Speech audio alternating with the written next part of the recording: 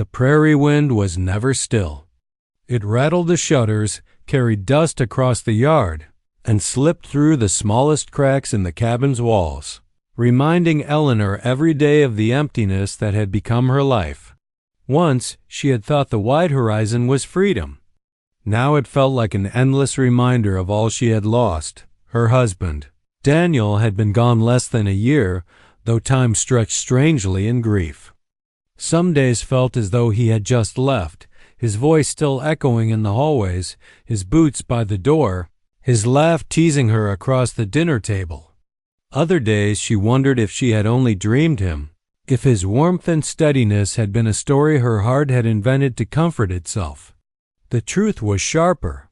Daniel had been real, and he had been taken, and she was left to carry the weight of both memory and survival. Eleanor managed the homestead alone, though every task reminded her of absence.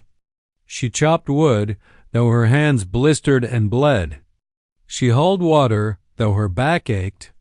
She planted seeds in the stubborn soil, though her heart doubted she would still be here to see them bloom.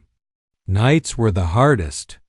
The silence of the cabin pressed down like a heavy quilt, broken only by the cry of coyotes or the occasional restless hoofbeat of a horse in the dark. She kept a rifle near the door, but it was not raiders or wild animals she feared most. It was the silence. Neighbors, scarce as they were, urged her to leave. "A widow can't hold land alone," they said. "The world isn't kind to women who linger in the past." But Eleanor had inherited her husband's stubbornness as much as his land. Leaving felt like betrayal, not only of Daniel's memory, but of the life they had built with their hands. Still, each day was an act of defiance against loneliness, against hunger, against despair. Her grief had carved her into someone quieter, someone harder. She no longer wept openly. Tears had burned themselves dry long ago. Instead, she wore her sorrow in the set of her jaw, in the deliberate pace of her work, in the sharp way she kept others at a distance. The world saw only a widow clinging to survival. She knew herself as a ghost, half alive, waiting for something unnamed. What she did not know, what she could not allow herself to think, was that she was not as invisible as she felt. Beyond the edge of her land, eyes sometimes watched from the tree line. A figure on horseback lingered, unseen by most, yet drawn again and again to the widow's quiet struggle.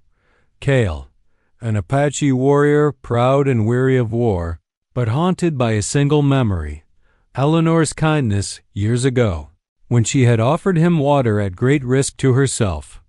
It was a small act, forgotten by her perhaps, but unforgettable to him. To Eleanor, the land was full of ghosts.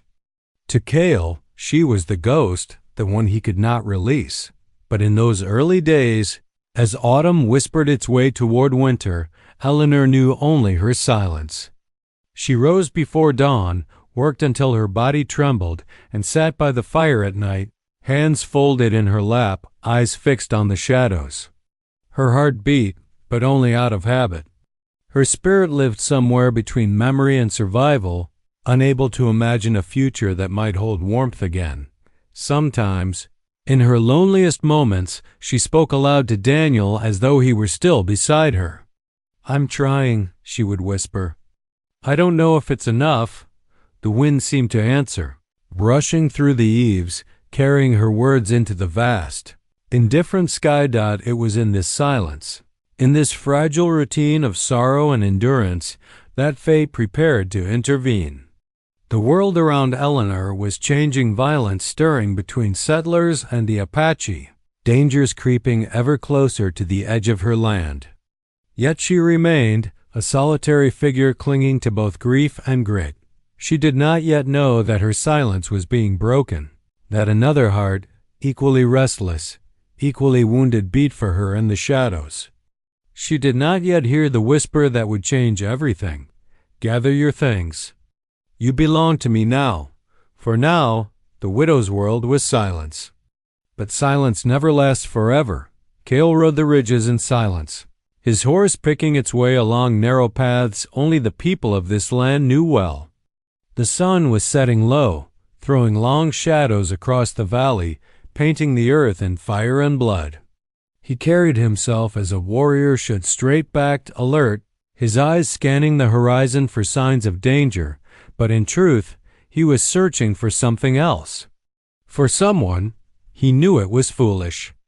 His people had warned him often, "Do not linger near the settlements. Do not tempt fate." The world of the white man was treacherous, and it offered nothing but chains and blood. But Cale's thoughts refused to obey the commands of reason. Again and again they returned to her. The widow Eleanor. Her name was foreign on his tongue, but it lived in his mind like a prayer. He had not spoken it aloud in years, yet it had never left him. The first time he had seen her, she had been younger, her hair loose around her shoulders, her eyes bright though tired.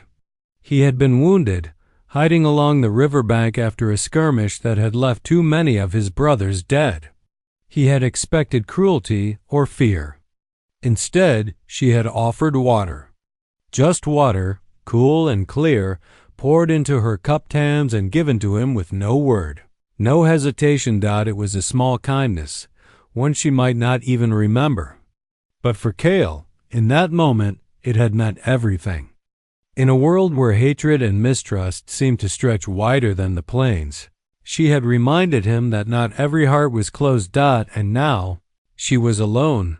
Cale had watched her from afar, careful never to be seen, though he doubted she would recognize him if she did. Her grief was written in every line of her body, in the slow, heavy way she moved, in the hollow distance of her gaze. He knew the look of mourning. He had worn it himself many times. His father, his brothers, his friends, all taken by war or sickness or the relentless march of settlers across their land. Each death had carved something from him, leaving scars not only on his skin but deep in his spirit. Perhaps that was why he could not stay away. She was not just a memory, not just the woman who had once saved him with a drink of water. She was a mirror. Her sorrow called to his own, and though it made no sense, though it defied every boundary their people had built between them, Cale could not ignore it. He did not watch her as a thief watches prey. He watched her as a man watches a star in the night sky, distant, untouchable, but guiding him all the same. When she bent to gather firewood, he noted the strain in her back. When she carried water from the well, he saw the way her hands trembled with the weight. When she stood by the door of her cabin at dusk, staring out at the endless plains, he wondered what she was searching for. Or if, like him, she was waiting for something she could not name. There were times he nearly turned his horse away for good. Times when duty called him back to his people, to the endless fight for survival. His mother's voice echoed in his memory. Do not waste yourself on what cannot be yours. But each time, something stronger pulled him back. The land itself seemed to carry him toward her, as though the winds whispered her name and the earth remembered her steps. Cale told himself he would not interfere. To cross the line between watching and acting was dangerous, for her, for everyone. Yet each day he lingered, the line grew thinner. Her loneliness wrapped around him like smoke, her silence pressed against his chest like a hand. He could almost hear her voice in the stillness of the night, whispering words she had never spoken to him. He knew she did not belong to him. She belonged to no one, and yet he could not release her from his heart. So Cale watched, his dark eyes steady, his presence a shadow she never knew was there. He watched through storms and sunlight, through the turning of seasons, through her quiet battles against the world that wanted to break her. And with each passing day, the truth pressed harder against him. The widow was not only a memory, she was his fate. He could not say when the moment would come, when silence would no longer be enough, when distance would no longer protect them. But Cale knew it was coming. A whisper stirred in his chest, unspoken but burning. Gather your things. You belong to me now. For now, he remained the watchful eyes in the trees, the unseen presence at the edge of her land. But his heart had already crossed the boundary. The frontier was never still for long. Peace, when it came, was like a fragile dawn that burned away too quickly under the harsh sun of suspicion. For Eleanor, the land carried its own rhythms, the turning of soil, the creak of wood, the cry of hawks overhead. But beneath those daily sounds, a storm was gathering. The settlers whispered first. At church, where Eleanor sometimes forced herself to go, women leaned close in the pews, voices sharp behind the cover of hymnals. She shouldn't stay there alone, one muttered. It's not safe. A woman without a man is an invitation. Another added, or worse, she's lingering because she has reasons to. Their eyes flicked toward her, assessing, judging. Eleanor felt their stares burn hotter than the Texas sun, but she kept her chin high, her silence unbroken. When the men spoke, it was in harsher tones. The Apache roam closer every season, one farmer told the group gathered outside the general store. Mark me, they'll take what's ours if we don't drive them back. Another spat in the dust. And there's that widow, clinging to land she can't defend. She bring trouble down on all of us. Eleanor heard these words, though no one spoke them directly to her face. They weighed on her shoulders, as heavy as any bucket of water. But she refused to leave. The cabin was more than wood and nails, it was Daniel's work. Their dream, the last piece of him that the earth had not yet swallowed. To abandon it would be to abandon him. She would endure whispers, suspicion, even danger, before she let that happen. Meanwhile, on the other side of the ridge, Cale's people whispered too. The elders gathered by the fire, speaking in low voices as smoke curled into the night sky. The settlers pressed closer, one said. They cut down trees, poison streams, drive away the deer. If we do not fight, there will be nothing left for our children. Another nodded grimly. Already, they say a widow lives alone on the land. Such people invite soldiers to come. Better to strike first. Cale listened, though his chest tightened at every word. He knew the truth of what they said. His people had suffered enough at the hands of settlers who took without asking, who built fences where once there was freedom. Yet his heart rebelled against the thought of Eleanor as enemy. He had seen her grief, her labor, her loneliness. She was no threat.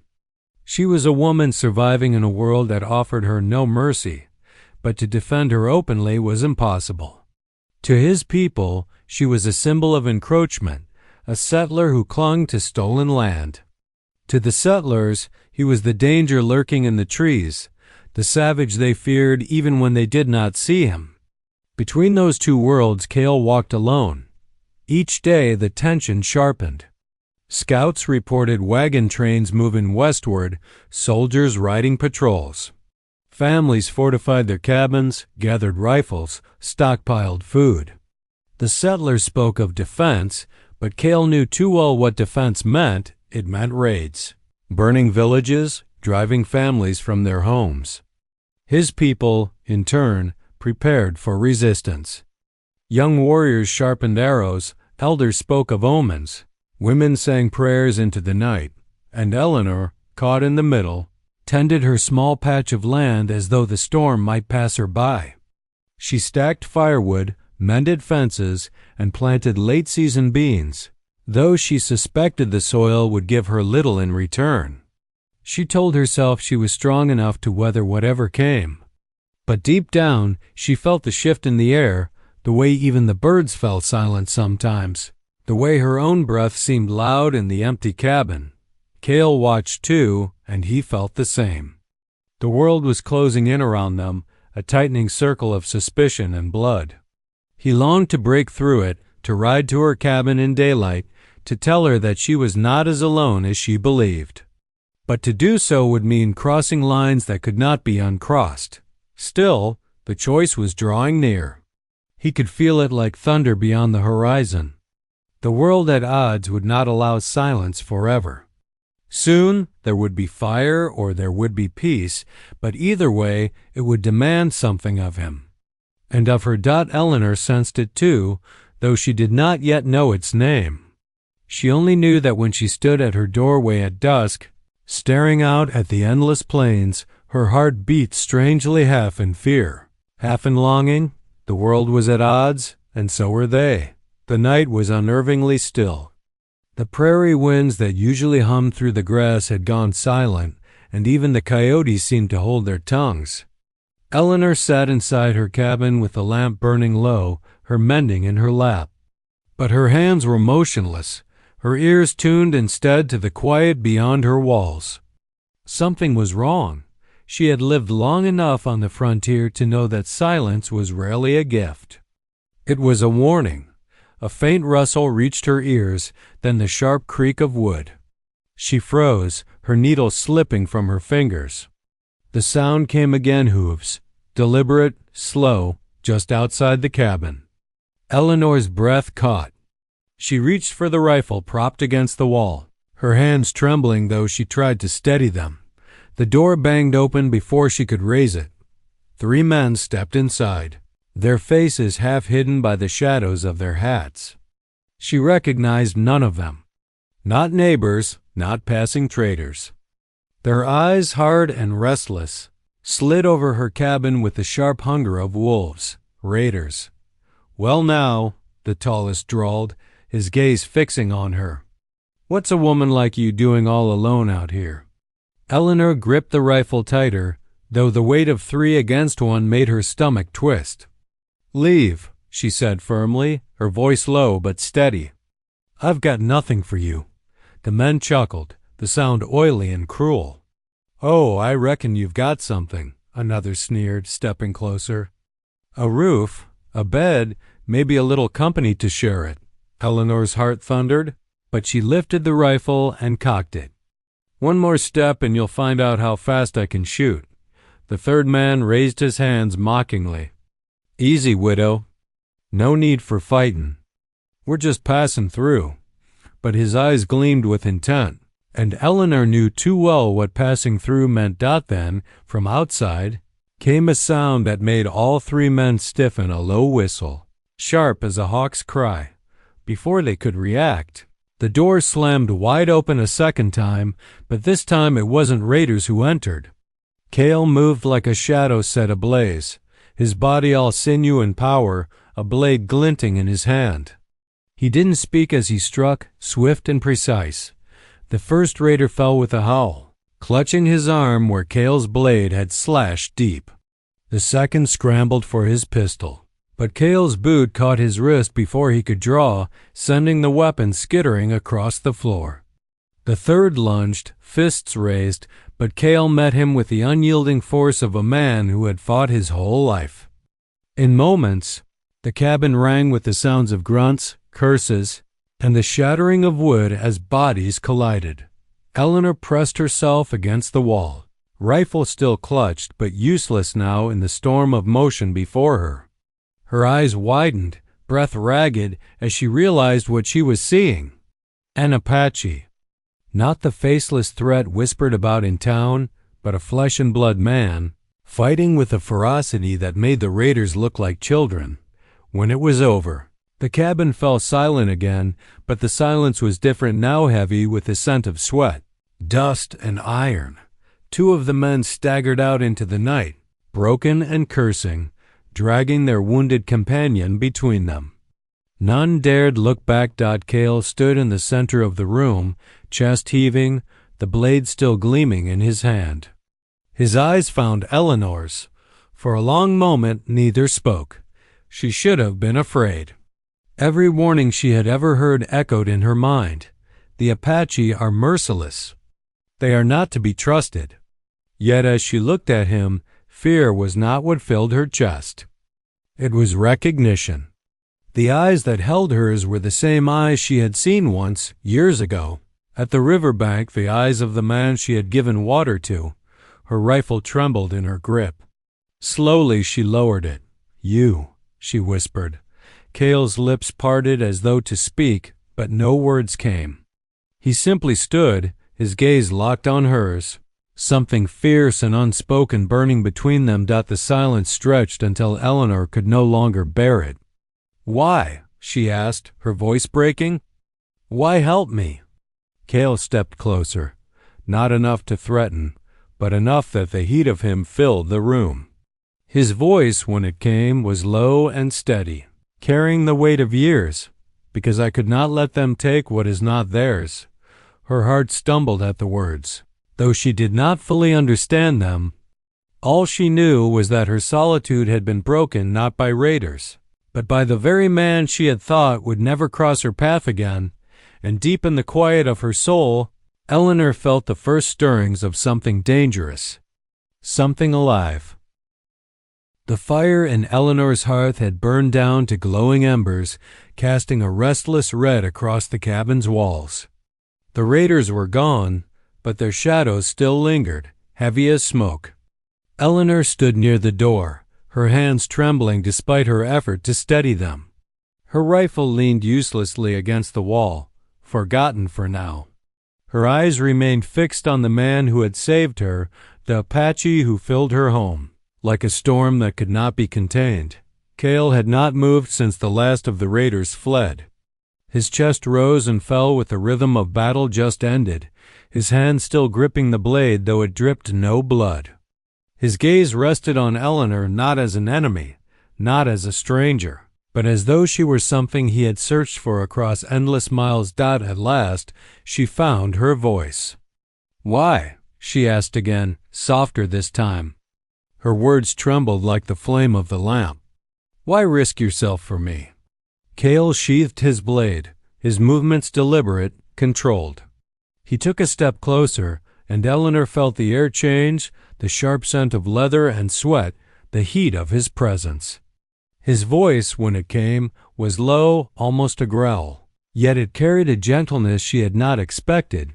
"Because I could not watch them take you." The words struck her harder than any blow. For months she had been unseen, unguarded, living like a shadow. Yet here was a man, one the world said she should fear, telling her he had seen her all along. She wanted to demand more. Why her? Why now? But the questions tangled in her throat.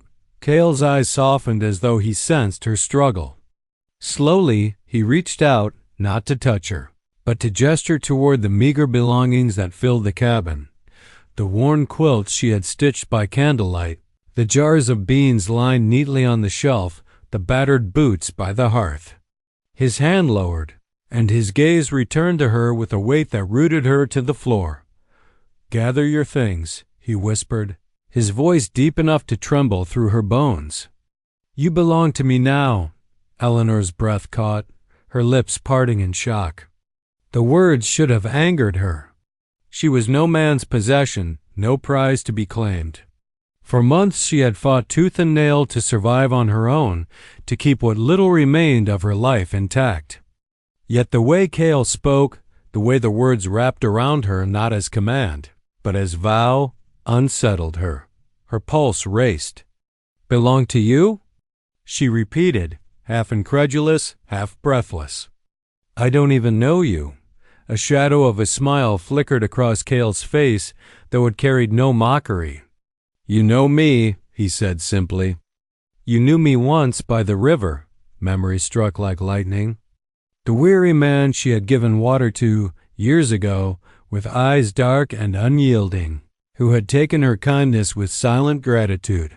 She had not thought of him often, but when she had, it was always as a fleeting figure, someone who lived only in memory.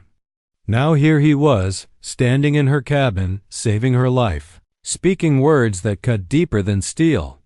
Eleanor's knees weakened, and she lowered herself onto the edge of the table, kneading the wood beneath her to anchor her spinning thoughts. "That was nothing," she whispered. "Just water." Cale shook his head slowly. "It was more. It was life when I thought there was none left for me. And now I will not leave you to face death alone." The words hung between them, thick with meaning. Eleanor's heart warred within her chest, grief for Daniel, fear of what the future held, and something else she dared not name. Something that flared alive in the presence of this man. She wanted to argue, to tell him she didn't need saving, that she was strong enough to endure. But she also remembered the terror in the eyes of the raiders as Cale had cut through them, the way he had placed himself between her and danger without hesitation.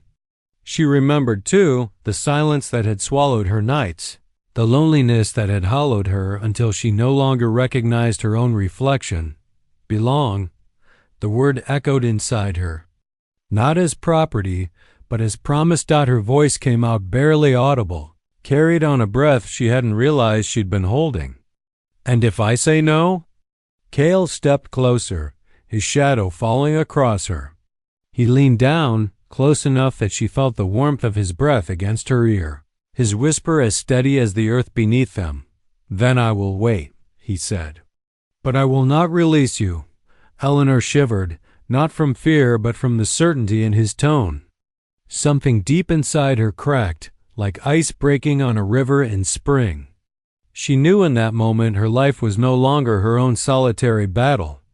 A choice lay before her between the silence that had been her prison and the dangerous promise standing before her. Cale straightened, his gaze unwavering. He did not press further. He had spoken his truth, and now he left it to her. For the first time in many months, Eleanor felt her heart beat not with sorrow, but with life. Eleanor did not sleep that night. She sat by the fire long after Cale had gone, her shawl wrapped tight around her shoulders, her mind restless. He had left as suddenly as he'd appeared, silent as the shadows, leaving only the echo of his words behind. Gather your things. You belong to me now. The cabin, usually a refuge of routine, now felt unsettled. The air carried his presence still, as if the walls remembered the weight of his voice, the heat of his body. Eleanor traced the grain of the wood table beneath her hand, her thoughts circling in restless loops. She should have been outraged. The arrogance of him claiming her, speaking as though he had a right to her life, her grief, her choices. She had lost Daniel not so long ago, a husband she had loved with the steady devotion of one who believed in forever. To consider another man, and an Apache no less, was madness. The neighbors already whispered about her. What would they say if they knew? And yet the memory of Cale's eyes lingered. The way he had stood between her and danger, the swiftness of his hands, the vow hidden in every movement. He had not spoken like the raiders, with hunger or mockery. His words had been something else: possession, yes, but also protection. He had claimed her, but not like a man claims property. He had claimed her as though he was binding himself too. Eleanor's heart warred with itself.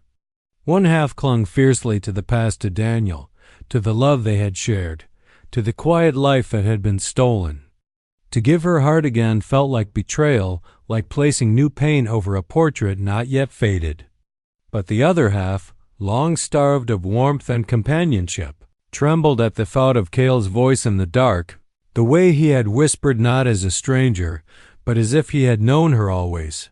She thought of Daniel, the way his hands had covered hers when they first built this cabin, the way his laugh had filled the air. He had been her anchor. His loss had carved a hollow inside her, one she had filled with silence and stubbornness. Would he curse her for even thinking of another? Or would he, seeing her loneliness, wish her to live again? By dawn, Eleanor's body ached with exhaustion, but her mind found no rest. She stepped outside, the morning cool and damp with dew. The horizon stretched wide, gold with the rising sun, endless and unyielding. She inhaled deeply, the air sharp with the scent of earth and grass. For a moment, she let herself imagine what it would mean to leave, truly leave. To gather her things, to walk away from the land she had bled for, from the cabin that was Daniel's legacy, and to follow Cale into a world she did not understand. Her stomach twisted with fear. She had no place among the Apache, no knowledge of their ways. She would be an outsider, a widow marked by whispers, a settler carrying all the weight of mistrust. Yet something inside her whispered back, "But you would not be alone." The thought startled her. It had been so long since she had considered life as anything but solitary. Could she even remember how to share her days with another? To allow herself to depend on someone again? Her hand drifted unconsciously to the locket she wore around her neck, a token of Daniel she had never taken off. She pressed it to her lips, whispering into the morning air. "Forgive me." Tears pricked her eyes, not for Cale, not even for herself, but for the impossible knot of past and future she carried. Love was not simple. It did not die cleanly with a husband lowered into the earth. It lingered, it haunted, and sometimes it shifted, restless. Toward New Fire. By midday, Eleanor had returned to her chores, though her body moved without thought. Each stroke of the washboard, each swing of the axe, each scrape of the hoe in the soil, all were mechanical, hollow.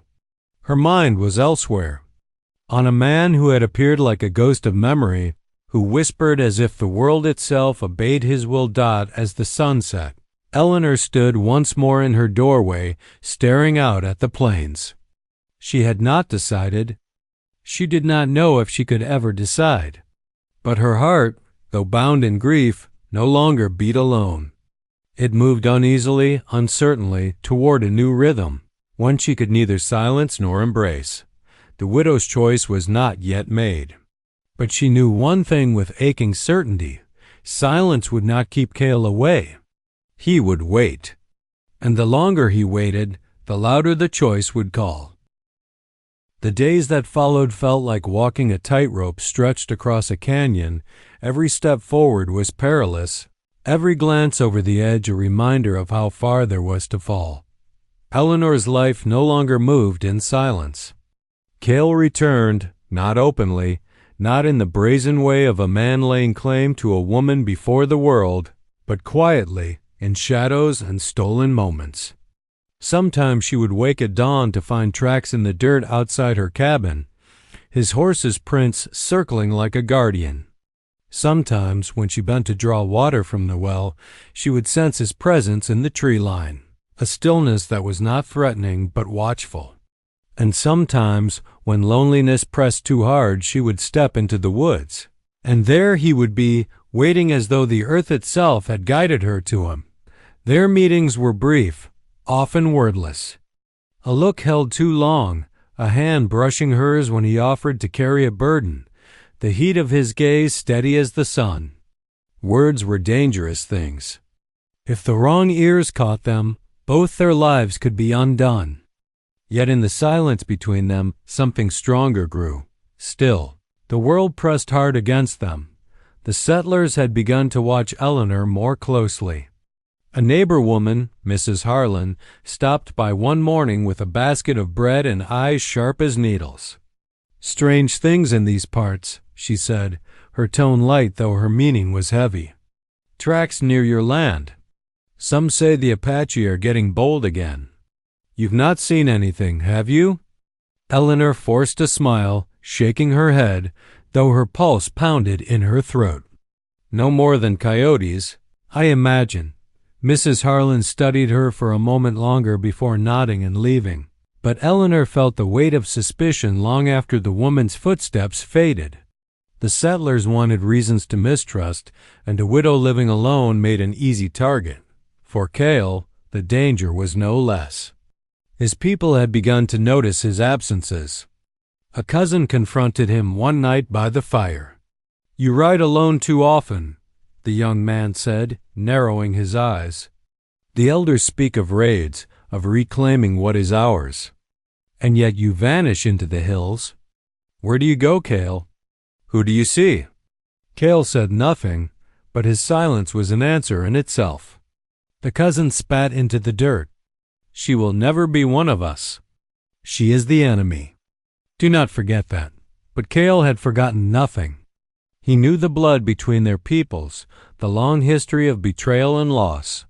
He carried it in his scars in the graves of his kin. Yet when he thought of Eleanor, None of that weight could turn him away. She was not enemy. She was not settler or widow or other. She was simply her. The woman who had offered him water, the woman whose eyes mirrored his own grief. The tension pulled at them both. Each time Eleanor met Cale, she carried the fear of discovery like a stone in her chest. Each time Cale returned to his people, he felt the tightening noose of judgment and expectation. And yet, they could not stop. One evening, Eleanor stood at the edge of her field as the sun set, the sky ablaze with orange and crimson. Cale emerged from the trees, his presence as inevitable as the night. They said little, but their eyes spoke more than words. She wanted to tell him how the neighbors whispered, how she feared the day soldiers might ride past her cabin. He wanted to tell her how his people questioned him, how the elders grew restless, how war felt closer each day. Instead, he reached for her hand. She let him take it. For the first time since Daniel's death, Eleanor did not pull away. Their fingers intertwined, rough calluses meeting, two worlds colliding in a single, fragile bond. It was dangerous. It was forbiddance.